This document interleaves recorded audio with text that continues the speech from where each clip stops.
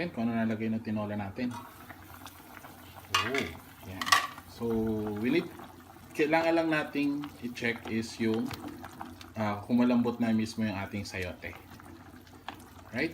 And then, yung lasa din kung tama na ba yung alat ng ating tinola or kung sakto lang. Yan. Yan. So, konting kulo pa siya and then, we're ready to go. And guys, magdadagdag ako ng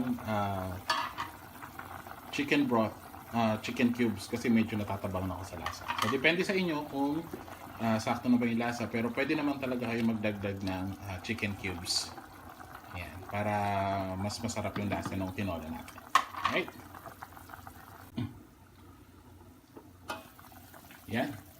So guys, mukhang okay na yung ating tinola. So lastly, magdadagdag ako ng malunggay para mas healthy naman yung ating tinola. Ayan. So, ayan. Pinitas ko lang yan dyan sa bakuran namin. Ayan. So ito, pag tinakpan natin, since mabilis na maluto yung malunggay, so pwede na natin siyang hanguin.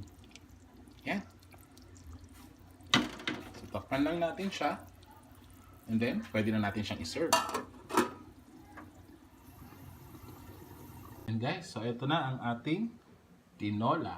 Yan, ang napakasarap. Yan.